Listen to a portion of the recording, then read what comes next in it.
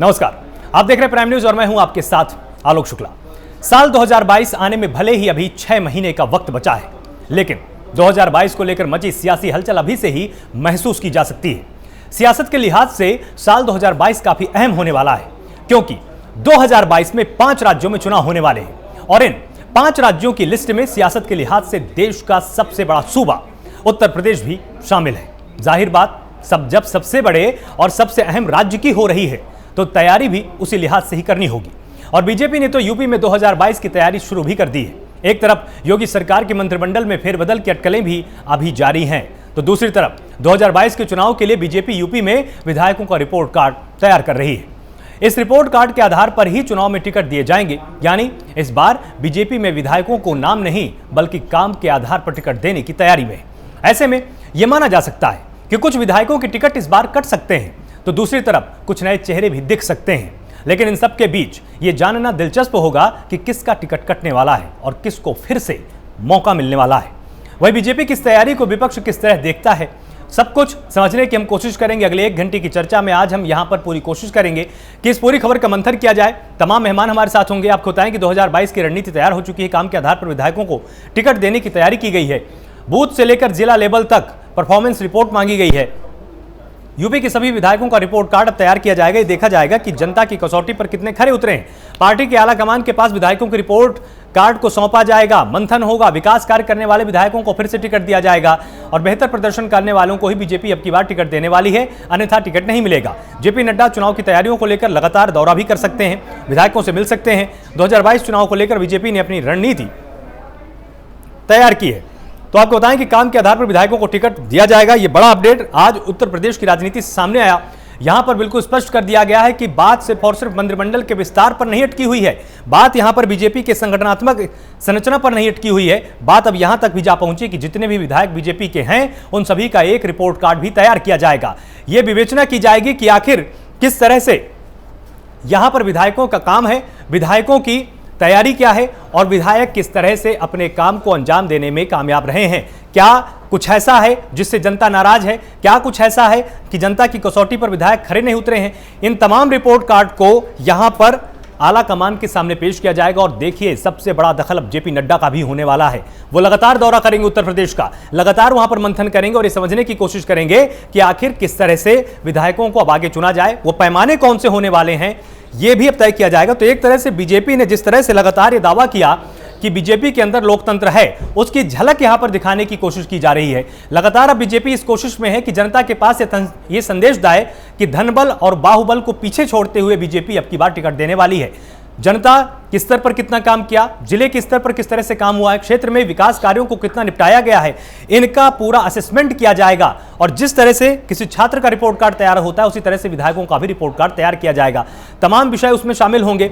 प्रदर्शन के स्तर पर वहां पर मंथन किया जाएगा। साथ ही जनता के साथ जुड़ाव कितना रहा, कितना अपने क्षेत्र में गए, जनता से कितना मिले, जो सरकारी योजनाएं थी उनको कितना जनता के समीप लेकर गए, जो भी केंद्र की योजनाएं थी और राज्य सरकार की योजना थी उनमें समन्वय कितना विधायकों ने स्थापित किया। इन तमाम विषयों पर यहां पर मंथन किया जाएगा। और इसीलिए अब जेपी नड्डा का भी दखल यहां पर देखने को मिलेगा। और यह बड़ी बात कही जा सकती है, क्योंकि उत्तर प्रदेश की राजनीति में आप सबने देखा होगा कि धनबल और बाहुबल, इन दोनों का बहुत ही जोर रहता है। लेकिन अगर इस तरह की परिपाटी बीजेपी सेट करने जा रही है तो निश्चित रूप से विपक्ष को भी अब यहां पर चिंता करने की जरूरत है कि उनको भी कुछ ऐसे चेहरों पर अब की बार दांव खेलना होगा जिनकी पैठ जनता के बीच में बहुत मजबूत हो, जो विकासवादी नेताओं के तौर पर जाने जाते हों। पहले उनका अच्छा अनुभव रहा हो, तो अब यहां पर एक तरह से विपक्षी खेमे में भी एक बड़ी चुनौती साबित होगी, क्योंकि उनको भी उन चेहरों को प्राथमिकता देनी पड़ेगी जो पहले राजनीति में रह चुके हैं। किसी नए चेहरे पर दांव खेलना विपक्ष के लिए अब इतना आसान नहीं रहेगा कि एक तरफ बीजेपी उन चेहरों पर दांव खेलेगी जो पहले से जनता के बीच में जाकर ये बता सकते हैं कि हमने पिछले 5 सालों में ये कार्य आपके लिए किए हैं, इन योजनाओं को हमने बखूबी लागू किया है।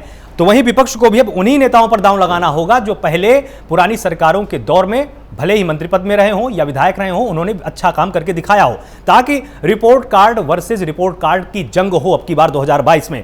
और यहां पर आज इसी पर हम मंथन करेंगे। तमाम मेहमान हमारे साथ होंगे। हमारे साथ गौरव मिश्रा भी होंगे, प्रवक्ता बीजेपी हैं, विपिन शर्मा होंगे, वरिष्ठ पत्रकार के तौर पर हमारे साथ जुड़ेंगे, शौकत अली होंगे, प्रवक्ता सपा हैं, और साथ ही मेरे साथ स्टूडियो में प्राइम न्यूज के senior executive editor Prem Shankar Singh ji भी होंगे। इनसे हम संपादकीय पहलुओं पर विश्लेषण जरूर करेंगे और समझने की कोशिश करेंगे कि आखिर किस तरह से यहां पर यह जो कसौटी अब सेट की जा रही है, यह कितना दूरगामी अंतर डाल सकती है उत्तर प्रदेश की राजनीति में। 2022 चुनाव को लेकर आपको एक बार हम फिर से पूरी खबर यहां पर अपडेट कर देते हैं। यह बड़ा अपडेट है आज पूरे दिन का, क्योंकि उत्तर प्रदेश की राजनीति में इस तरह का अपडेट बहुत कम देखने को मिलता है। बूथ से लेकर जिला लेवल तक रिपोर्ट कार्ड तैयार किया जाएगा, यूपी के सभी विधायकों का रिपोर्ट कार्ड तैयार किया जाएगा और आला कमान तक पहुंचाया जाएगा। इसीलिए यह खबर इतनी महत्वपूर्ण हो जाती है कि प्राइम न्यूज आपको लगातार इस पर अपडेट कर रहा है, आपको इससे जुड़ा हुआ हर एक पहलू समझाने की कोशिश कर रहा है। क्योंकि 2022 में जो पहले अटकलें लगाई जा रही थी कि धनबल का प्रयोग हो सकता है, बाहुबल का प्रयोग हो सकता है, लेकिन अगर इस तरह की परिपाटी सेट कर दी गई तो बहुत ही मुश्किल हो जाता है तमाम उन नेताओं के लिए जो पार्टी से टिकट किसी भी कीमत पर हासिल करना चाहते हैं, क्योंकि रिपोर्ट कार्ड अब सबसे ज्यादा मायने हो जाएगा। परफॉर्मेंस रिपोर्ट यहां पर मांगी गई है। तमाम मेहमान यहां पर हमारे साथ जुड़े हुए हैं, आपको एक बार पहले मैं उनसे रूबरू करा देता हूं। हमारे साथ गौरव मिश्रा है, प्रवक्ता बीजेपी, बहुत बहुत स्वागत है आपका प्राइम न्यूज पर। विपिन शर्मा वरिष्ठ पत्रकार के तौर पर मेरे साथ जुड़े हुए, बहुत बहुत स्वागत है आपका प्राइम न्यूज पर। और शौकत अली प्रवक्ता सपा है हमारे साथ, आपका भी बहुत स्वागत है। और साथ ही प्राइम न्यूज के senior executive editor Prem Shankar Singh ji हमारे साथ हैं। प्रेम शंकर जी, सबसे पहले आपके पास आता हूं। देखिए, ये बहुत बड़ी खबर है, क्योंकि उत्तर प्रदेश की राजनीति में इस तरह का अपडेट बहुत ही कम देखने को मिलता है कि परफॉर्मेंस अब देखी जाएगी। जो भी विधायक हैं, कैसा उन्होंने काम किया है, उसी काम के आधार पर उनको टिकट मिलेगा। आपको क्या लगता है कि जब इस तरह की कसौटी सेट की जाएगी तो विपक्ष के लिए कितनी मुश्किल हो सकती है और बीजेपी की राह कितनी आसान हो सकती है? देखिए, ये एक कोई माने या ना माने, विपक्ष इस पर सवाल कर सकता है, इस पर चर्चा हो सकती है अलग से। लेकिन जब भी चुनाव पास आते हैं तो आप देखिएगा कि बीजेपी एक ऐसी पार्टी है कि वो तुरंत अपनी तैयारी शुरू कर देती है। अभी कोरोना से पूरा देश दो चार हो रहा है, जूझ रहा है, और हालांकि आंकड़े जैसे ही कम हुए, आप देखिए बीजेपी किस तरह से एग्रेसिव होकर अपनी तैयारियों में जुट गई। जबकि आप देखिएगा इसी राज्य में, इसी सूबे में जो दूसरी पार्टियां हैं, ट्वीट करने के अलावा या आरोप लगाने के अलावा उनकी अपनी पार्टी क्या कर रही है, संगठन के लोग क्या कर रहे हैं, कार्यकर्ता क्या कर रहे हैं, अभी इस पर कहीं से कोई खबर आपके सामने नहीं मिल रही होगी, ना उस पर चर्चा हो रही है। बिल्कुल। लेकिन जैसे ही आंकड़े कम हुए, सरकार थोड़ा सा राहत महसूस करती है, तो संगठन कैसे सक्रिय हो जाता है ये देखने लायक है और ये सीखने लायक भी है। और जैसे ही आंकड़े कम हुए, लगा संगठन को, आला कमान को लगा कि नहीं, अब आंकड़े कम हुए हैं, अब हमको चुनाव पर भी सोचना चाहिए, उस पर भी विचार करना चाहिए, मंथन करना चाहिए, जो चुनाव 2022 में होने हैं। उत्तर प्रदेश बहुत बड़ा राज्य है और बीजेपी ये जानती है कि अगर आपको केंद्र में बने रहना है, यानी कि 2024 की भी जो लड़ाई है, अगर उस लड़ाई में आपको बने रहना है, फिर से अगर बीजेपी की सरकार बनानी है 2024 में, तो 2022 में भी आपको वही मजबूती दिखानी होगी। और देखिए किस तरह से होमवर्क अभी से शुरू हो गया। कहा जाता है जो लोग करीबी से जानते हैं पार्टी को, करीबी से जानते हैं उनके वर्कर को, काम करने का तरीका, आरएसएस किस तरह से काम करता है, बाकी उनके जो सहयोग करने वाली पार्टियां हैं वो कैसे काम करती हैं, जो जानते हैं उनको पता है कि एक एक कार्यकर्ता एक एक गांव और गांव के एक एक लोग से कैसे संपर्क साधते हैं। बिल्कुल। अब आइए, मैं उसी कड़ी से इसको जोड़ रहा हूं जो आज ये खबर आई कि हर जो विधायक है उनका एक रिपोर्ट कार्ड बनेगा। तो रिपोर्ट कार्ड कैसे बनेगा? अगर आपके एक विधानसभा में अगर कोई विधायक बीजेपी का है, उसने इन 4-5 सालों में कैसे काम किया है, क्या उसको आगे टिकट मिलना चाहिए या नहीं मिलना चाहिए, इस पर कैसे विचार हो, बिल्कुल, किस तरह से आगे बढ़ा जाए, कैसे बात की जाए। तो उन्होंने कहा ब्लॉक स्तर पर, गांव के स्तर पर एक एक कार्यकर्ताओं से बात करेंगे और जानेंगे, समझेंगे कि इन 4-5 सालों में कैसे इन्होंने काम किया। और तो और कोरोना काल में जो थोड़ा सा बैकफुट पर बीजेपी दिखी थी सरकार के मायने को लेकर, कि जब गैस की ऑक्सीजन की जब कमी हुई, जब बेड की कमी हुई, उस दौरान, उस महामारी के दौरान विधायकों ने कैसा काम किया, क्या उस दौरान वो अपने घर से बाहर निकले, क्या आम लोगों की जो जरूरतें थी उसको पूरा की।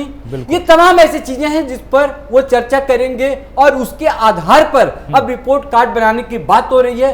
अब थोड़ा विधायकों में खलबली मचेगी, हालांकि अब देर हो गया है। अब जिन लोगों ने जो कर लिया होगा, जो उनका काम हो चुका होगा, उसी के आधार पर रिपोर्ट कार्ड बनेगा। तो फिलहाल आज हम इसी पर चर्चा करते हैं कि अब वो विधायक और वो जो पार्टी के नेता हैं किस आधार पर अब आगे अपनी रणनीति बनाने जा रहे हैं और कैसे किस तरह से पार्टी अपनी पूरी तैयारी करने जा रही है 2022 को लेके। लेकिन क्या दूसरी पार्टियों को क्या इससे सबक लेने की जरूरत नहीं है? आलोक, ये बहुत बड़ी चुनौती होने वाली। गौरव मिश्रा, अब आपके पास आता हूं। देखिए, जिस तरह से यहां पर इन्होंने विश्लेषण किया कि ये बड़ी चुनौती विधायकों के लिए भी है और विपक्ष के लिए भी है, और आपके लिए भी यहां पर कहीं ना कहीं चुनौती है कि अगर रिपोर्ट कार्ड आप तैयार करेंगे तो ऐसा तो है नहीं कि आपके सारे विधायक पैमानों पर खरे उतरेंगे। बहुत सारे ऐसे विधायक भी होंगे जो रसूख अच्छा रखते हैं अपने क्षेत्र में, लेकिन काम पर खरे नहीं उतरेंगे, तो उनकी नाराजगी भी आपको मोल लेनी पड़ेगी। अब आप क्या देखते हैं, इस तरह के फैसले के बाद पार्टी के अंदर और प्रदेश की राजनीति में क्या बड़ा परिवर्तन होगा? देखिए, प्रेमशंकर जी ने कई बहुत महत्वपूर्ण बातें कही हैं, इसमें कोई दो राय नहीं है।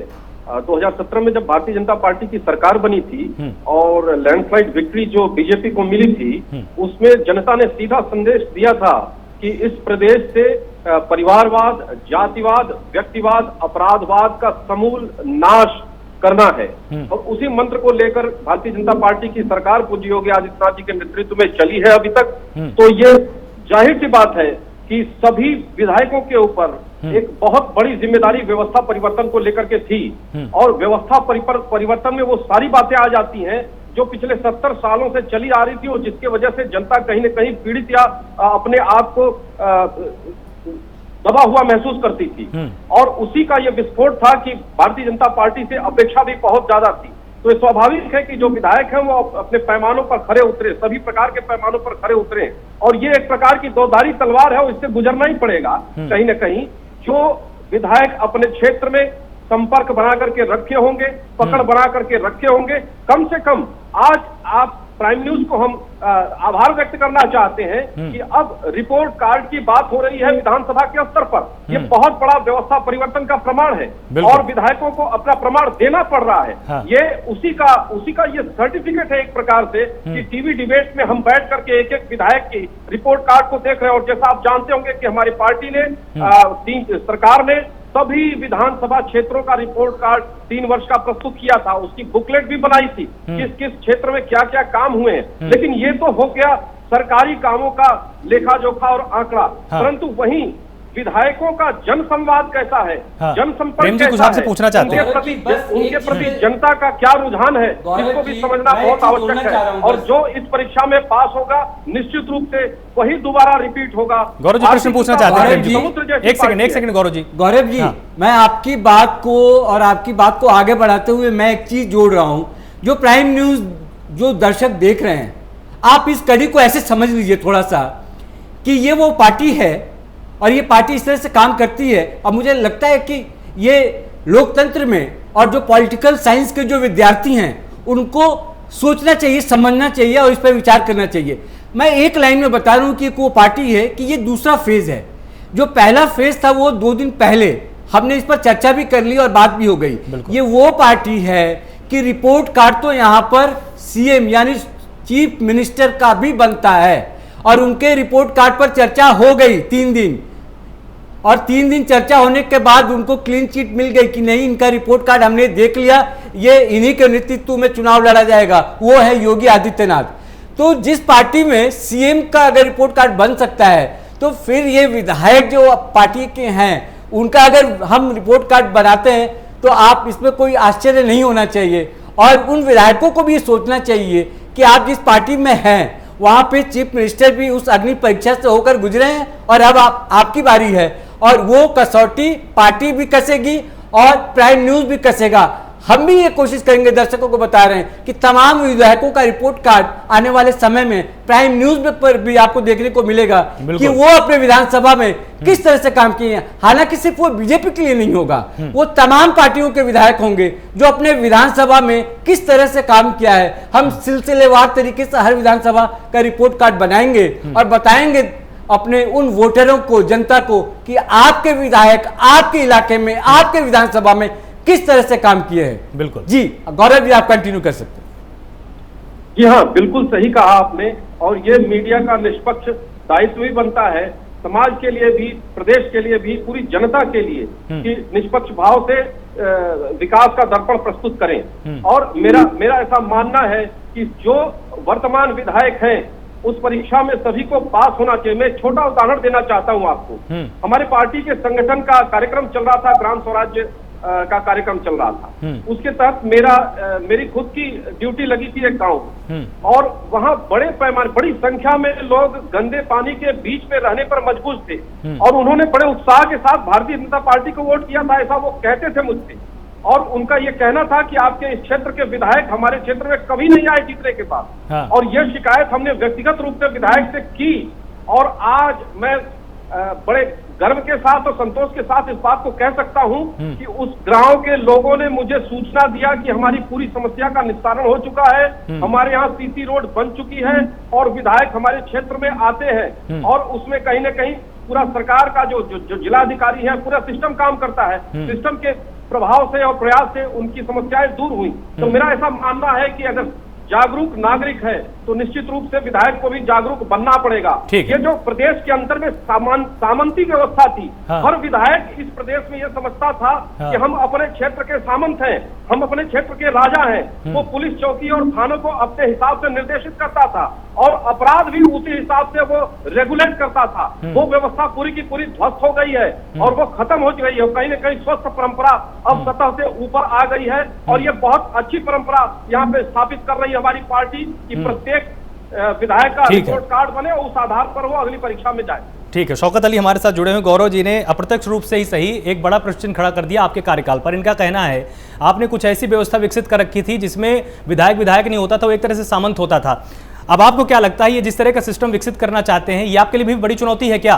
क्योंकि जो आपके नेता हैं, जो पहले नेता रह चुके हैं, अब आप उनको यहाँ पर तरजीह देंगे, या जो नए नेता होंगे जिन्होंने लगातार मेहनत की, उनको उम्मीद थी कि इस बार हम टिकट पा जाएंगे, आप उनको तरजीह देंगे? क्या आपका रोड मैप अप होने वाला है? देखिए आलोक जी, समाजवादी पार्टी संगठन की राजनीति करती है, और संगठन के लोगों को टिकट देने का काम करती है। जो जनता के बीच सेवा भाव से काम करता है, समाजवादी पार्टी उसको टिकट देने का काम करती है, और वो लोग जीत कराते हैं। लेकिन भारतीय जनता पार्टी ऐसे बता रही है जैसे लग रही पूरा उत्तर प्रदेश में राम राज्य, कोई दुखी नहीं है। मैं पूछना चाहता हूँ महाराज, शायद आपको जानकारी कम हो, तमाम आपके विधायक हैं, आप पे ही आरोप लगा रहे हैं कि आपके अधिकारी सुन नहीं रहे, हम कैसे विकास करें। तमाम आपके विधायक कई बार पीटे भी गए हैं, तमाम आपके ऐसे भी विधायक जो धरने पे भी बैठ गए। महाराज अगर सब कुछ उत्तर प्रदेश में विकास हो रहा है, आपके विधायक विकास करने का काम कर रहे हैं, तो फिर ये कौन लोग हैं जो धरने पे बैठ रहे हैं? ये कौन लोग हैं जो विरोध कर रहे हैं? तमाम ऐसे विधायक भी हैं जिन्होंने साफ तौर पे कहा है कि सरकार में सिर्फ राम राज्य हवा में चल रहा है और विकास जमीन पे हो नहीं रहा है। उत्तर प्रदेश के एक विधायक हैं सीतापुर से, उन्होंने भी आरोप लगाया, तमाम विधायकों ने आरोप लगाया। अरे महाराज, आप हवा में बातें कर रहे हैं। सत्यता तो ये आलोक जी, उत्तर प्रदेश की जो विकास समाजवादी सरकार में हुआ था वो भी आज पूरा नहीं हुआ है। आपको बता देना चाहता हूँ, एकमात्र पूर्वांचल एक्सप्रेस वे आज भी कंप्लीट नहीं हुआ। सरकार जाने कगार पे है, 4-6 महीने बचे हुए हैं, और कहा जाता है उत्तर प्रदेश में विकास की गंगा बह रही। अरे महाराज, पता नहीं कौन सा आपने चश्मा लगा लिया है। सरकार में ऐसा हुआ है, किस सरकार में ऐसा हुआ है शौकत जी कि बड़ा कोई प्रोजेक्ट आया हो एक्सप्रेसवे जैसा और एक ही कार्यकाल में पूरा हो गया हो? बिल्कुल पूरा हुआ है। शायद आलोक की आपको जानकारी ना हो। नहीं, मुझे है जानकारी। आप अब जो मेरे सामने तथ्य रखेंगे ना, यमुना एक्सप्रेसवे का वो 200 किलोमीटर का था। सुन लीजिए, तमाम योजनाएं थी जो हम लोगों ने पूरे की, तमाम। अब एक दो योजनाएं छूट जाए, लेकिन हम कहते हैं कितने दिन में आप पूरे करेंगे? अरे 1 दिन, 2 दिन, 1 साल, 2 साल, 3 साल, 4.5 साल हो रहे हैं महाराज, अभी भी आप कहते हैं कि पूरा हो गया है। अरे कहाँ पूरा हो गया है? कौन सा चश्मा लगा लिया महाराज आपने? 4.5 वर्ष होने के बावजूद भी आप एक पूर्वांचल एक्सप्रेस वे नहीं बना पाए, और कहते हैं कि उत्तर प्रदेश में विकास की गंगा बह रही। अरे कितना झूठ बोलेंगे उत्तर प्रदेश की जनता से। सत्यता तो यह है आलोक जी कि उत्तर प्रदेश में अगर कोई भी विकास हुआ होता तो मुझे लगता है आज अपनी दावेदारी से कहते कि हाँ हमने ये काम किया। कोई भी एक प्रोजेक्ट बताइए शुक्ला जी, आपके माध्यम से मैं पूछना चाहता हूँ भारतीय जनता पार्टी के लोगों से कि उत्तर प्रदेश में 5 हॉस्पिटल बताइए जो भारतीय जनता पार्टी की सरकार में बने हो, वो एक्सप्रेसवे बताइए जो भारतीय जनता पार्टी की सरकार में बने हो, वो योजनाएं बताइए जो भारतीय जनता पार्टी की सरकार में बनी हो। प्रेम जी कुछ कहना चाहते हैं? जितना लाभ जनता को मिल रहा हो। ठीक है प्रेम। हाँ। मैं एक सवाल है सपा प्रवक्ता से कि आप ये बताइए कि हम जो आज जिस चीज पे चर्चा कर रहे हैं कि जो आने वाला चुनाव है 2022 में विधानसभा का चुनाव, बीजेपी अपने स्ट्रैटेजी पर काम करना शुरू कर दी है। से ही वोट मांगेंगे। राम राज्य के नाम जी, पे जी। उस्मान मेरा देते सवाल हैं, एक बार आपस सुन में लीजिए। कौन को धोखा दे दिया, जी। विकास किया, इसी पे चर्चा हो रही कि आपके विधायक नहीं, मेरा सवाल तो सुनिए, सवाल नहीं पूरा हुआ। सवाल सुन लीजिए ना। अरे सवाल वो नहीं था। शौकत जी सवाल पूछ, मैं दूसरी बात कर रहा हूँ। मैं ये कह रहा हूँ कि बीजेपी अपने स्ट्रेटजी पर काम करना शुरू कर दी। 2022 में चुनाव है। मैं कह रहा हूँ इन्होंने एक पैमाना तय किया है कि हम रिपोर्ट कार्ड बनाएंगे, देखेंगे कैसे विधायकों को आगे टिकट देंगे।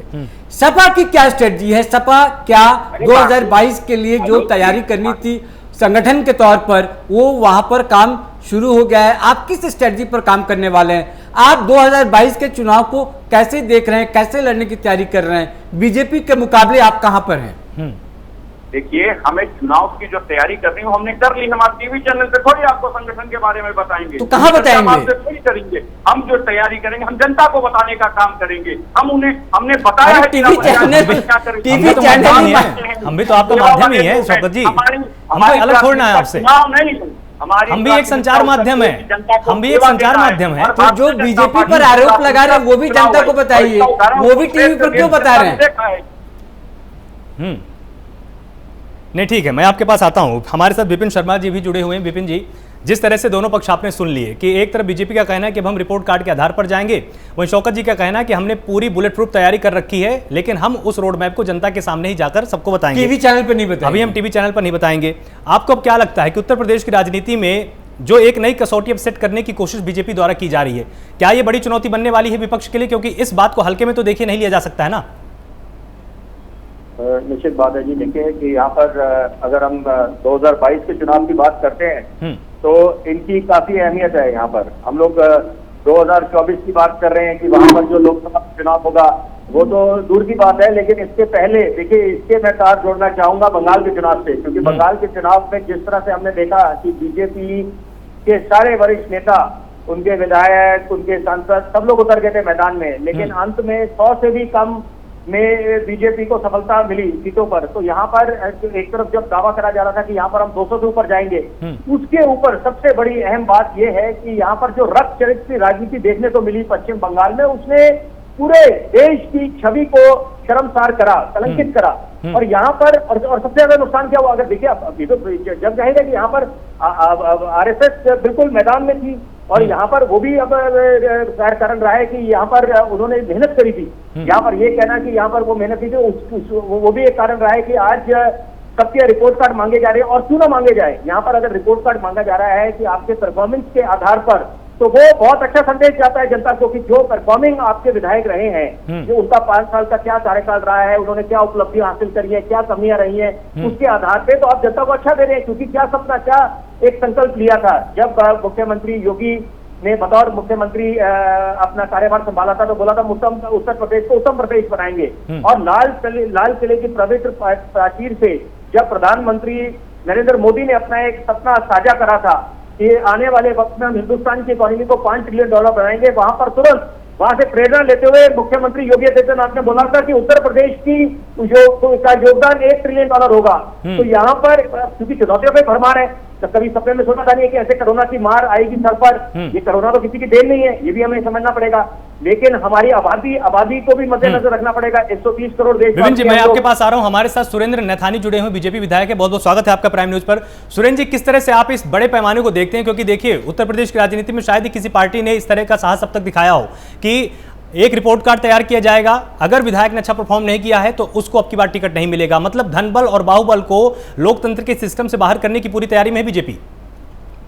देखिए आलोक जी, हम लोग कैडर बेस्ड लोग हैं, और हम राजनीति में जब आए थे तभी राजनीति में ये सोच के आए थे कि हमें समाज की सेवा करनी है, विचारधारा के लिए काम करना है। हम किसी पद को प्राप्त करने के लिए काम नहीं करते। हम विधायक होंगे, हम सांसद होंगे, लेकिन अगर हम पार्टी के कार्य को विस्तार ना कर सके, हम कैडर बेस्ड लोग, हमारे अंदर जो ब्लड सेवा भाव का भरा जाता है, अगर हम सेवा नहीं कर पाए और सरकार की योजनाओं से लोगों को लाभान्वित न करा पाए, तो फिर हमारे लिए पार्टी अगर रिपोर्ट कार्ड करे तो ये मैंने लगता है रिपोर्ट कार्ड बनाए तो बहुत अच्छी बात है। क्योंकि हम अगर सेवा के उस भाव को लोगों तक ना पहुंचा सके, जिसके आधार पर पार्टी ने हम पर विश्वास व्यक्त किया, टिकट दिया, लोगों ने हमें आशीर्वाद दिया, तो मुझे लगता है फिर मुझे विधानसभा का चुनाव लड़ने का अधिकार भी नहीं रहना चाहिए। इसमें पार्टी बहुत ठीक काम कर रही है। मैं तो संगठन का कैडर का व्यक्ति हूँ। हम सब लोग 24 घंटे इस कोरोना के कालखंड में लोगों की काम कर रहे थे, और माननीय मुख्यमंत्री जी को धन्यवाद दूंगा कि जो उन्होंने लगातार कानपुर में भी कभी ऑक्सीजन की कमी को लेकर, बेड की कमी को लेकर, या किसी भी दवाओं की कमी को लेकर के, रेमडेसिविर को लेकर के, जब जब हम लोगों ने कानपुर की कोई बात को तुरंत बताया है, तो जनहित में माननीय मुख्यमंत्री जी ने रात 12 बजे भी हम लोगों को फोन करके और सख्त निर्देश दिए। तो अगर हम कैडर बेस्ड लोग हैं और सेवा भाव के लिए अगर टिकट पा करके और विधायक बने हैं, हाँ। तो फिर हमें अपने उस कर्तव्य का निर्वहन करना ही चाहिए। सुरेंद्र जी हमारे साथ, सुरेंद्र जी जो हमारा रिपोर्ट कार्ड जी, सुरेंद्र जी हमारे साथ प्राइम न्यूज के senior executive editor Prem Shankar Singh ji भी, वो आपसे एक प्रश्न पूछना चाहते हैं। सुरेंद्र जी, बहुत ही अच्छी बात आपने कही कि जब जब आपने फोन किया, सीएम ने आपकी बात सुनी, और जो भी जरूरत की चीजें थी या जरूरत जब भी आपको लगी, आपने फोन किया और आपकी बात सुनी गई और सुविधाएं मुहैया कराई गई। लेकिन पार्टी के ही कुछ सांसद और कुछ विधायकों ने ये आरोप लगाया कि उन्होंने जो व्यवस्थाएं थी उस पर सवाल उठाए, तो ये क्या था, इसको लेकर आप क्या कहेंगे? हाँ नहीं, देखिए दो चीजें हैं इसमें। एक तो ये कि इतनी बड़ी महामारी का अचानक आना, हमारे संसाधनों का चुनौती बन जाना, निश्चित रूप से ये बड़ा महामारी का अचानक आना हुआ था। लेकिन किसने किस परिवेश में और किस कठिनाई के कारण से क्या विषय किस प्रकार से रखा, ये तो मैं नहीं जानता। लेकिन मैं कानपुर के लिए दावे के साथ कह सकता हूं कि हम सब लोगों को याद है कि रेमडेसिविर इंजेक्शन के लिए लोग परेशान थे। उसको माननीय मुख्यमंत्री जी को जब हम लोग बात करते थे, तुरंत यहाँ पर रेमडेसिविर इंजेक्शन का, ऑक्सीजन के लिए जब हम लोगों ने बात की तो वो उपलब्ध हुआ। हम लोगों ने बेडों की बात की तो और अस्पतालों को तुरंत एक्वायर करके और बेडों की बढ़ाने की संख्या सुनिश्चित की गई। और इतना ही नहीं, माननीय मुख्यमंत्री जी ने बीच बीच में लगातार टेलीफोन करके हमारी विधानसभाओं की जनता की भी चिंता करी और उनकी भी पूछा कि वो किस प्रकार से है और क्या कठिनाई आ रही है। जितना भरसक प्रयास था हमारे उस संसाधनों पे, उतना सारा प्रयोग उपयोग करके ये बात सुरेंद्र जी, चलिए सुरेंद्र जी, नहीं हो पाई आपकी बात से तो कम से कम अब ये लग गया, जो विपक्ष वाले सवाल उठा रहे थे बार बार कि पार्टी में कुछ ऐसे भी लोग हैं जो ये कह रहे हैं कि व्यवस्थाएं ठीक थी और जहां कहीं अगर व्यवस्थाएं गड़बड़ थी तो वहां पर अगर कहा गया तो वहां सीएम और जो योगी हैं और बाकी जो संगठन सरकार के लोग हैं उन्होंने मदद की। यानी देखिए आलोक, मैं ये कह रहा हूं कि दोनों तरह की बात है। बिल्कुल बिल्कुल। तो क्योंकि अब जब आप मैदान में आते हैं, जब चर्चाएं होती है, तो वो एक दो एग्जाम्पल देके ये होता है कि व्यवस्थाएं गड़बड़ थी और चीजें ठीक नहीं हुई। मैं ये नहीं कह रहा कि सरकार पर सवाल नहीं उठने चाहिए, लेकिन कल भी हमने डिबेट पे बात की थी और आज भी हम कह रहे थे कि जितना जल्दी काबू पाया गया और जितने आंकड़े कम हुए, वो भी एक मतलब सीएम जो योगी हैं उनके काम करने का जो तरीका था, वो कहीं ना कहीं जो जिसकी तारीफ कर रहे हैं लोग कर रहे हैं, हम क्या मतलब पूरा WHO जो बाहर का ऑर्गेनाइजेशन है, हेल्थ ऑर्गेनाइजेशन है, वो कह रहे हैं। तो ये दो धड़े लोग हैं जो एक इक्के दुक्के लोग हैं जिन्होंने सवाल उठाए, उस सवाल को लेकर कई डिबेट कई सवाल इर्द गिर्द घूम रहे हैं। ठीक। और एक सुरेंद्र जी कह रहे थे। जी सुरेंद्र जी, बहुत बहुत शुक्रिया प्राइम न्यूज से बात करने के लिए। आपने अपना यहाँ पर पक्ष रखा और आप बिल्कुल तैयार हैं इस चीज के लिए। ये भी दर्शकों को जरूर अच्छा लगा होगा कि विधायक खुद इस बात को स्वीकार कर रहे हैं कि अगर हमने कहीं पर चूक की है तो हमें दोबारा विधायक का चुनाव लड़ने का अधिकार नहीं है। लगातार अपडेट आपको सबको मालूम ही है कि किस तरह से बीजेपी ने एक नई परिपाटी सेट करने की शुरुआत की उत्तर प्रदेश की राजनीति में।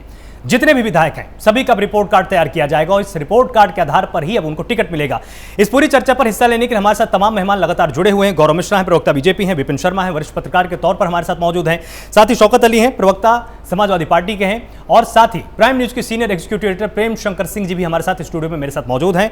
लगातार हम इसी विषय पर चर्चा कर रहे हैं कि किस तरह से ये नई परिपाटी उत्तर प्रदेश की राजनीति में बड़ा अंतर डालने वाली है। शौकत अली, आप बीच में कुछ बोलना चाह रहे थे जब सुरेंद्र मैथानी अपना वहां पर एक तरह से क्लियरिफिकेशन दे रहे थे कि हम इस चीज पर बिल्कुल तैयार हैं, बहुत ही ज्यादा आश्वस्त हैं, जो भी आला कमान ने निर्णय लिया है कि रिपोर्ट कार्ड बनेगा हम उसके लिए बिल्कुल तैयार हैं। आपको इस बात पर कुछ ऑब्जेक्शन था, आप क्या कहना चाहते थे? देखिए, ऑब्जेक्शन इस बात का था कि सुरेंद्र जी ने अच्छी बात है, फोन किया आदरणीय मुख्यमंत्री जी से, स्वास्थ्य व्यवस्थाएं मुहैया कराई, बहुत अच्छी बात है जिन लोगों की जान बच गई। लेकिन इनके ही मंत्रिमंडल में तमाम ऐसे लोग हैं जो क्या मुख्यमंत्री जी का फोन नहीं उठता उनसे, केंद्रीय मंत्री हैं वो भी शिकायत कर रहे थे, ऐसे मंत्री थे विधायक थे जो चिट्ठी लिख रहे थे, क्या महाराज वो फोन नहीं कर पा रहे थे, क्या उनके पास फोन की व्यवस्थाएं उपलब्ध नहीं है? तो देखिए इनके दो चेहरे हैं, एक तरफ तो ये कह दिया जाता कि नहीं सब कुछ ठीक है। शौकत जी, हमारे साथ बरेली से विधायक राजेश मिश्रा जी भी जुड़ गए हैं। राजेश जी, बहुत बहुत स्वागत है आपका प्राइम न्यूज पर। धन्यवाद जी। जिस तरह से बड़ा फैसला आला कमान ने लिया कि अब एक रिपोर्ट कार्ड बनाया जाएगा, उसी हिसाब से टिकट अब मिलने वाला है, तो एक तरह से धनबल और बाहुबल को पूरे सिस्टम से बाहर करने की कोशिश बीजेपी ने शुरू की है। आप इस फैसले से खुश हैं या आपको लगता है कि इसमें अभी इतनी जल्दबाजी करनी ठीक नहीं? नहीं, भारतीय जनता पार्टी के जो लोग हैं वो मेहनत कर रहे हैं। हमारे सभी विधायक और कार्यकर्ता आप देख रहे लगातार, दो बार कोरोना आया और उसमें भारतीय जनता पार्टी के अलावा कोई और दिखा, कोई भी व्यक्ति नहीं दिखा ना। तो भारतीय जनता पार्टी का हर कार्यकर्ता, हर विधायक, हर एमपी मेहनत कर रहा है, हर मिनिस्टर मेहनत कर रहे हैं और जनता के बीच जा रहे हैं, तो इसलिए उसमें ज्यादा कोई मेरा कहना नहीं। तो मतलब आप पूरी तरह से आश्वस्त हैं कि आला कमान की नजर में जिसका भी काम अच्छा जाएगा उसको टिकट जरूर मिलेगा, यहाँ पर कोई राजनीति का चांस नहीं है? पार्टी जो करेगी वो अच्छा करेगी, संगठन जो भी करेंगे, आला कमान जो करेंगे वो पार्टी के हित की बात करेंगे ना, ये उसे मुझे सब कुछ स्वीकार्य है। जी, बहुत बहुत शुक्रिया प्राइम न्यूज से जुड़ने के लिए राजेश जी, और आपने जिस तरह से यहाँ पर अपना भरोसा जताया है अपने संगठन के ऊपर, तो गौरव जी आपके लिए देखिए एक अच्छा संकेत है कि आपके विधायक खुद आगे बढ़कर ये बोल रहे हैं कि हमको पार्टी आला कमान पर, संगठन पर पूरा भरोसा है। लगता है कि आपके विधायकों ने काम अच्छा किया तभी इतने ज्यादा आश्वस्त दिखाई दे रहे हैं। जीतेंगे पुनः। ये पार्टी के ऊपर भरोसा रखना एक विषय है, हमारे कार्यकर्ता हैं और कैडर बेस्ड कार्यकर्ता हैं, स्वयंसेवक भाव से काम करते हैं, ये एक विषय हो गया। लेकिन दूसरा विषय ये है कि जनता कितनी संतुष्ट है, उनके क्षेत्र में, उन विधायकों के क्षेत्र में जनता अपने आप को कितना कनेक्ट महसूस कर रही है। ये सही है कि 100% लोगों को संतुष्ट नहीं किया जा सकता, लेकिन जहां पे जिन विधायकों ने काम किया है वहां पे उनका कॉन्फिडेंस, उनका आत्मविश्वास अलग होगा। हाँ। जहां लोग दूर हो गए हैं जनता से, वहां पे उनका आत्मविश्वास अलग होगा। हाँ। और हमारे यहाँ पे मल्टी लेयर स्क्रीनिंग सिस्टम है, मल्टी लेयर सर्विलांस सिस्टम है, और उसमें कहीं कोई बच नहीं सकता, छन करके सभी चीजें ऊपर आ जाती हैं और हमारे शीर्ष नेतृत्व को इन बातों का पता होता है। तो माननीय विधायक जी ने जो ये बात कही कि शीर्ष नेतृत्व जो निर्णय लेगा, संगठन जो निर्णय लेगा वो सही लेगा, पार्टी के हित में लेगा, तो ये बात सही है। अब उसमें किसी का व्यक्तिगत रूप से नुकसान हो जाए वो, या वो नुकसान अपना समझे, तो वो एक अलग विषय है। परंतु भारतीय जनता पार्टी का कार्यकर्ता जो है वो प्रथम भाव में कार्यकर्ता ही होता है, वो स्वयं सेवक ही होता है, वो सेवा भाव से ही काम करने के लिए प्रेरित होकर के आता है राजनीति के क्षेत्र में।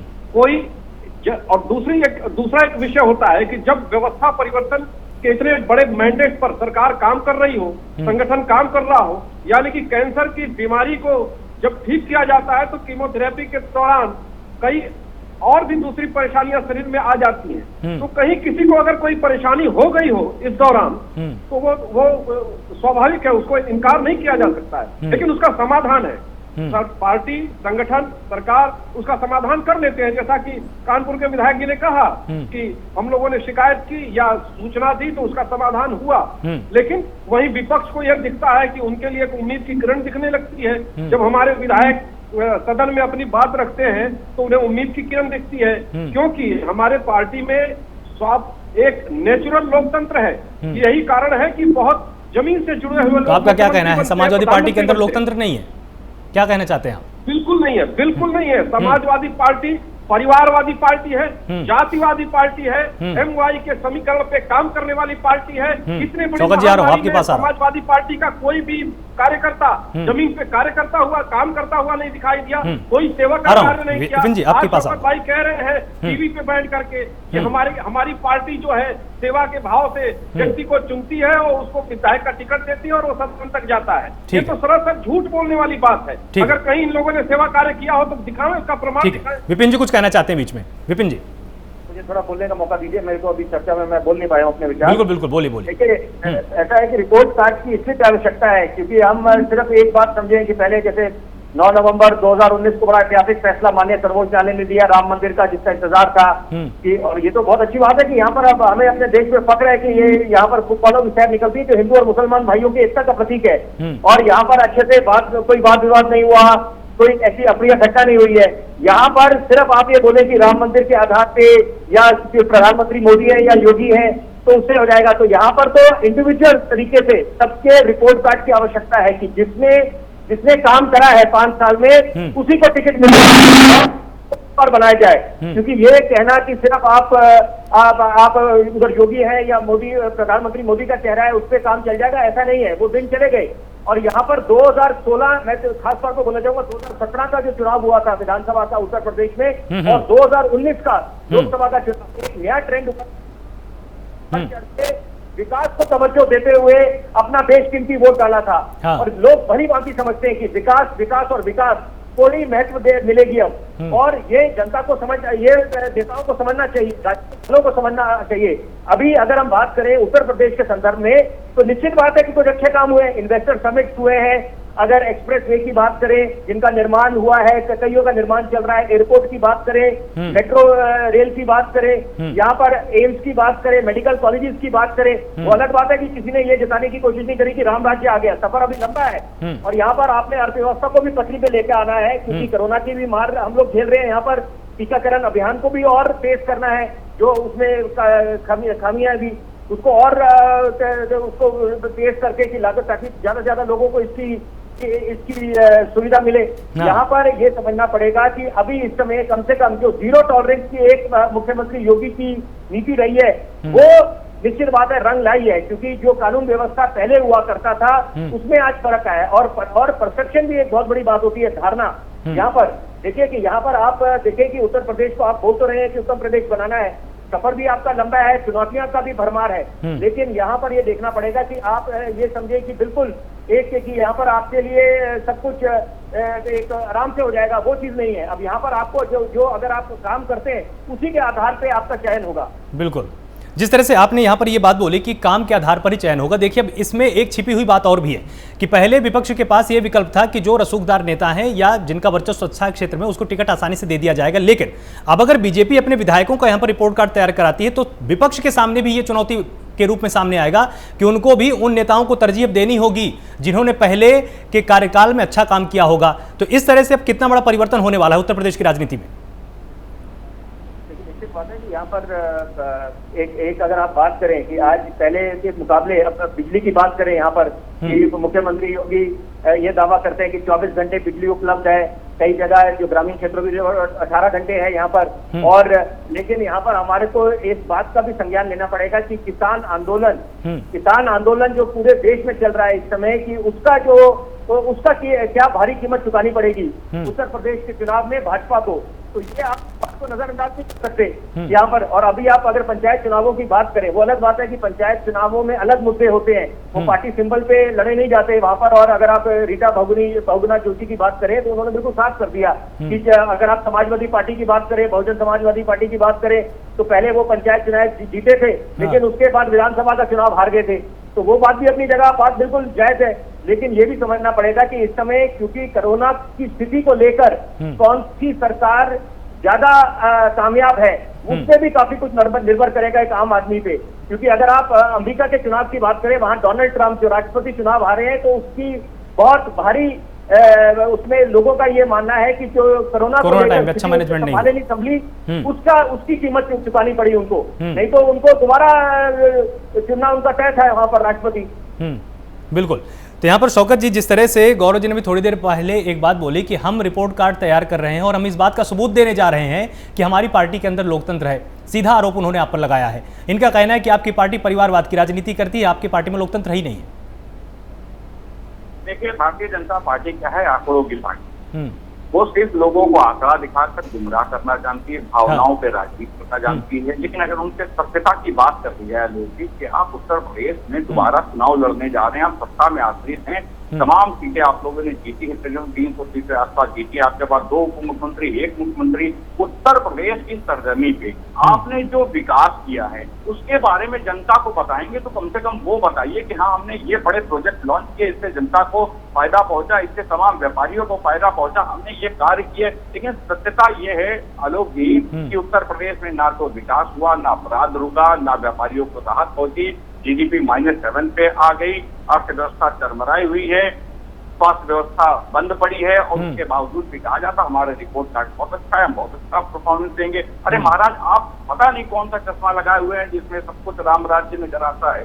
सत्यता ये है कि उत्तर प्रदेश में यदि राय भर भी आपने विकास किया होता तो आज किसी टीवी चैनल पर, प्राइम न्यूज पर आप दमदारी से उस बात को रखते और कहते कि हमने ये काम किया है। हम तो बार बार कहते हैं कि हमने मेट्रो दी है, स्टेडियम दिया है, एक्सप्रेसवे दिया है, हॉस्पिटल दिए, स्वास्थ्य व्यवस्था की दी थी, तमाम चीजें हम लोगों ने दी है और कल भी इस बात को दोहराते थे, आज भी दमदारी से दोहरा रहे हैं। अभी जो पंचायत चुनाव हुए, अगर आपने राय भर भी काम किया होता, आपके विधायकों ने काम किया होता, आपके लोगों ने कार्य किया होता, जनता को सेवा उपलब्ध कराई होती, तो मुझे लगता है जो पंचायत चुनाव हुए, और जैसे अभी साथी ने कहा है कि पंचायत चुनाव में पार्टी से कोई लेना देना नहीं होता है, गलत चीज है। पार्टी बाकायदा समर्थित प्रत्याशी उतारती है और तमाम पार्टी के विधायक, तमाम पार्टी के सांसद, तमाम पार्टी के मंत्री, तमाम लोग चुनाव प्रचार कर रहे होते। क्यों कर रहे थे? क्योंकि पार्टी समर्थित होते हैं और पार्टी से जोड़ा भी जाता है, उससे तमाम चर्चाएं भी हम लोगों ने की है। सत्यता ये जब जिला पंचायत के चुनाव हुए और जनता ने इनको करारा जवाब दिया, तब इस तरह के ये भावना वाले मंत्री, ये सारी समस्याएं तो बीजेपी के संगठन के साथ जुड़ी हुई है ना। उन्होंने आपके संगठन को लेकर प्रश्न पूछा है, गौरव जी ने आपके संगठन को लेकर यहाँ पर कटाक्ष किया है कि आपकी पार्टी के अंदर लोकतंत्र नहीं है। देखिए, ये गैर लोकतांत्रिक लोग हमें लोकतंत्र ना सिखाएं तो ज्यादा। गैर लोकतांत्रिक लोग हैं, ये खुद लोकतंत्र को मानते नहीं और हमसे कहा जाता है कि आप को नहीं मानते। सत्यता ये है कि ये स्वयं आज उत्तर प्रदेश में जमीन चाट चुके हैं और विकास का मॉडल जो ये कहकर आए थे, जनता को गुमराह कर आए थे, आज इनके पास वो मॉडल भी नहीं बचा है जनता के सामने जाने का। इनके पास कोई ऐसा मॉडल नहीं बचा जो जनता के बीच जाए और बतावे कि हमने ये कार्य किया है। ये आज किसी को मुंह दिखाने लायक नहीं बचे, सब लोगों पे आरोप लगाने का काम कर रहे हैं। उत्तर प्रदेश की जनता इनसे पूछ रहे महाराज, विपक्ष से थोड़ी आप अपने कार्य को बता दीजिए, तो ये कहते हैं नहीं विपक्ष ने वो काम किया वो परिवारवादी है, अरे फलाने ने वो किया वो परिवारवादी है। महाराज, उत्तर प्रदेश की जनता आपसे उम्मीद लगाई, आपको इसी उम्मीद से तो उसे कुर्सी पे आपने किया था कि आप उत्तर प्रदेश को विकास में ले जाएंगे, विकास की ओर बढ़ाएंगे। लेकिन सत्यता ये है कि विकास को छोड़िए, आज उत्तर प्रदेश जमीन पे आ बैठा है। ठीक है प्रेम जी, जिस तरह से आलोक जी, 1 मिनट, हाँ जी, बोलिए। देखिए कि ईज ऑफ डूइंग बिजनेस भी कुछ होता है। अगर आप ease of doing business single window system बना रहे हैं आप किसी भी प्रदेश में या अपने देश में, उसको तवज्जो मिल रही है, निश्चित बात है नई सुबह का आगाज है।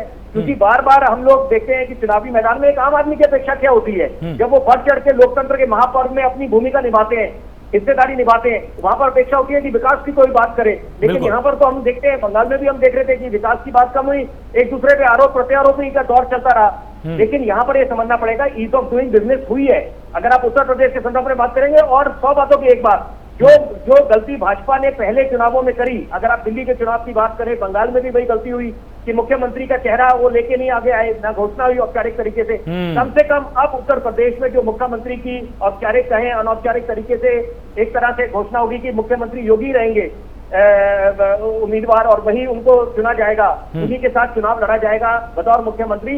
तो ये लगता है कि भाजपा ने अपनी पुरानी गलतियों से सीख ले ली है। और दूसरी बात ये भी समझना पड़ेगा कि जो बंगाल में गलती हुई है कि यहाँ पर सारी पूरी ताकत लगा दी, तो एक तरफ तो जनता के पास भी क्या संदेश किया कि आप सारे ममता को टारगेट कर रहे हैं, और यही लोकसभा के चुनाव में होता है कि सारे महागठबंधन बन जाते हैं, समाजवादी, बहुजन समाजवादी, कांग्रेस, सब लोग एक मंच पर आ जाते हैं।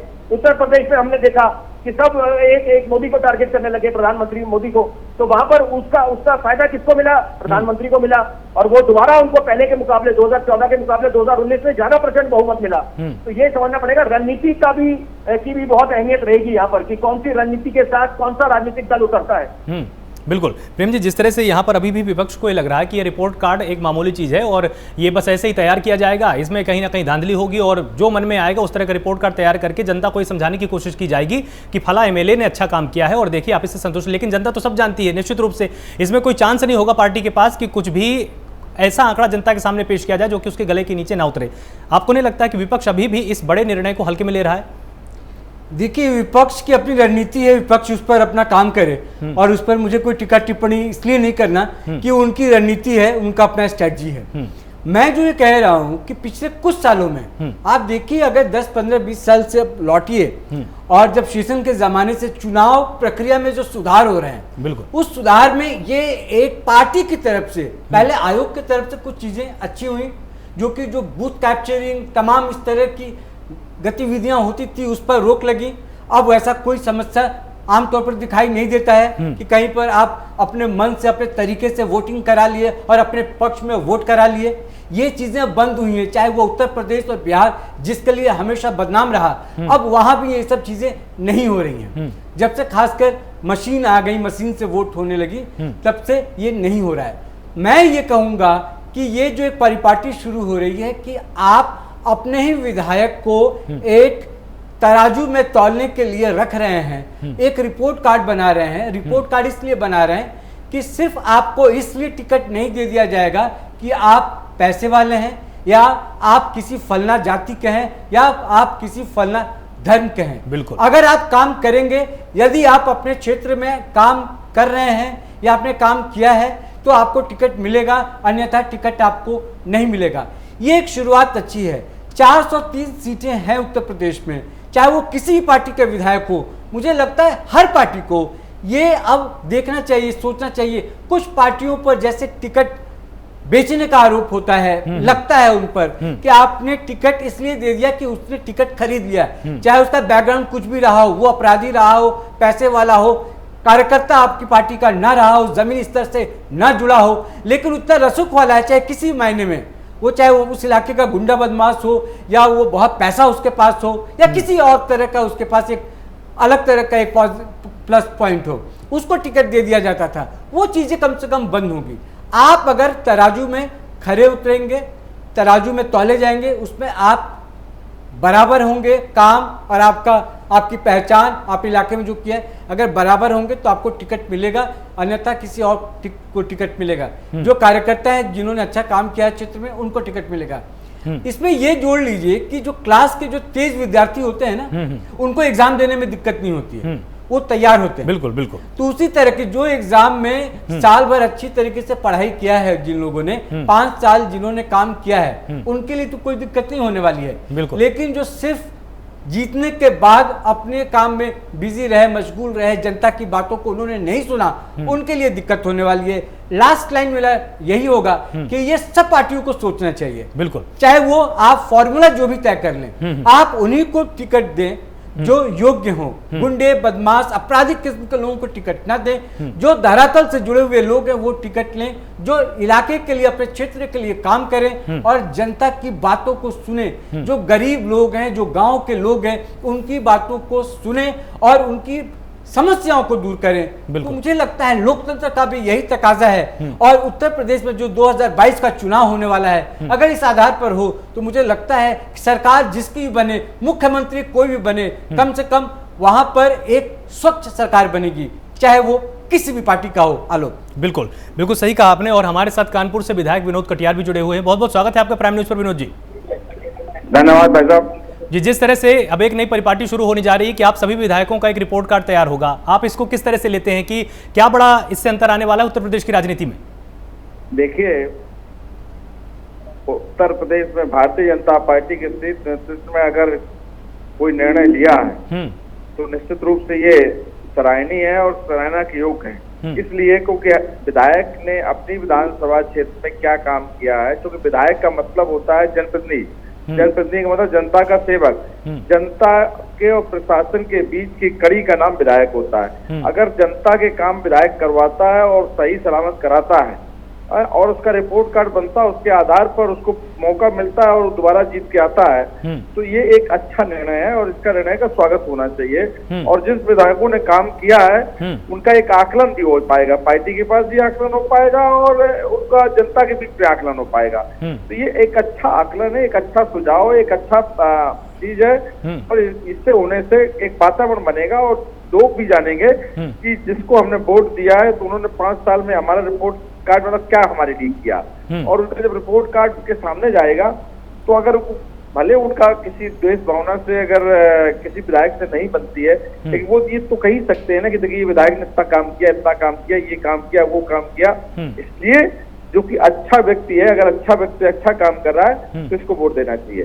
एक इंडिविजुअल जो छवि बनती है अपने दल के आधार पर बनती है, और एक दल से अलग हटके आपकी जो छवि बनती है वो आपके काम के आधार पर बनती है। बिल्कुल, इसी काम के आधार पर अगर आकलन होता है तो ये एक स्वागत योग्य कदम है। बहुत बहुत शुक्रिया प्राइम न्यूज से बात करने के लिए और अपना समय देने के लिए। तो जिस तरह से विनोद जी ने यहाँ पर अपनी संतुष्टि जाहिर की है कि ये बहुत अच्छा फैसला है। गौरव जी, एक अंतिम सवाल आपसे यही है कि अगर मान लीजिए आपके विधायक नाराज होते हैं और पार्टी के विरुद्ध में फिर अगर वो काम करना शुरू कर देते हैं, क्या आप इसके लिए पहले से तैयार हैं?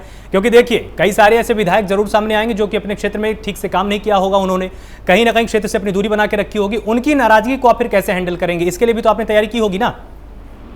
देखिए, भारतीय जनता पार्टी समुद्र जैसी एक समुद्र जैसी एक पार्टी है और दुनिया की सबसे बड़ी पार्टी है और अपने सिद्धांतों और उसूलों पर चलती है। पूर्व में भी कई ऐसे नाम हैं, कई ऐसे बड़े चेहरे हैं जिन्होंने असंतुष्टता और चुनौती देने का प्रयास किया था, परंतु क्या हश्र हुआ, पार्टी एक सतत भाव में चलती है। यदि किसी को ऐसा लगता है कि वो पार्टी के लिए चुनौती बन सकता है तो वो बेशक लोकतंत्र में अपनी इच्छा को जो है वो साबित कर सकता है, उसमें कोई दिक्कत की बात नहीं है। परंतु अगर वो भारतीय जनता पार्टी का मूल कार्यकर्ता है तो वो कार्यकर्ता भाव ही उसके अंदर प्रधान होगा और कभी वो ऐसा कार्य नहीं करेगा जो पार्टी के उसूलों और सिद्धांतों के खिलाफ हो। मेरा तो ऐसा मानना है, ऐसा विश्वास है। वहीं विपक्ष इस बात से ज्यादा चिंतित है कि आज हमारी पार्टी अपने अपने विधायकों का रिपोर्ट कार्ड यदि बनवा रही है तो वहीं पिछली सरकार में उनके ठीक है, गिरधारी लाल हमारे साथ जुड़े हुए हैं, शाहजहांपुर से विधायक है। बहुत बहुत स्वागत है आपका गिरधारी लाल जी।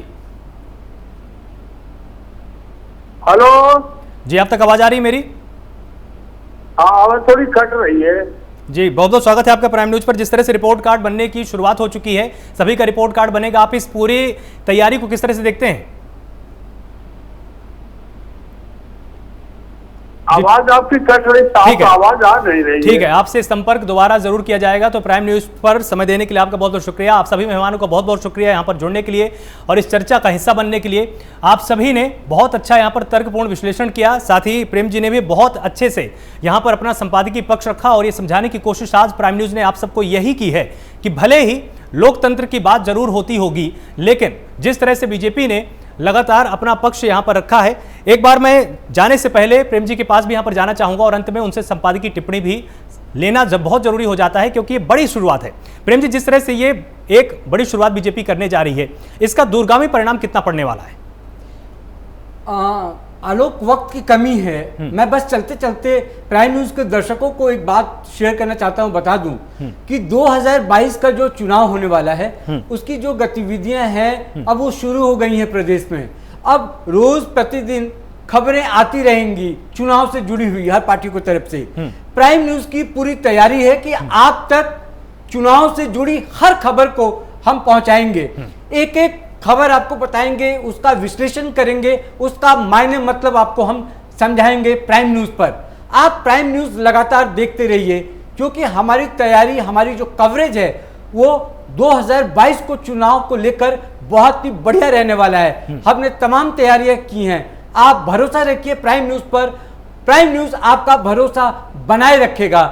मुझे ये दर्शकों तक अपनी एक बात पहुंचानी थी आलोक, मैं इसलिए चलते चलते दो लाइनें ये बोलनी थी कि आप प्राइम न्यूज लगातार देखते रहिए और देखिए कि कैसे इस बार 2022 का चुनाव उत्तर प्रदेश में योगी आदित्यनाथ के नेतृत्व में बीजेपी लड़ती है और बाकी पार्टियां किस तरह से लड़ती हैं।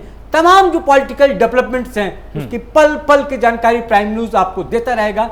आप प्राइम न्यूज इस पॉलिटिकल खबरों के लिए, चुनाव की खबरों के लिए जरूर देखिए। बिल्कुल। तो आप सभी मेहमानों को बहुत बहुत शुक्रिया हमारे साथ जुड़ने के लिए। तो निश्चित रूप से बीजेपी अपने विधायकों का रिपोर्ट कार्ड तैयार करने वाली है और वहीं प्राइम न्यूज हर किसी का रिपोर्ट कार्ड जरूर तैयार करेगी जो उत्तर प्रदेश की राजनीति में अपना दखल देना चाहता है, उसके लिए तैयारी कर रहा है। हर किसी का रिपोर्ट कार्ड प्राइम न्यूज जरूर तैयार करेगा और आप तक पहुंचाएंगे पूरी ईमानदारी के साथ। प्राइम न्यूज लगातार खबरों पर इसी तरह से बना रहेगा। आप सब भी जुड़े रहिए प्राइम न्यूज के साथ। नमस्कार।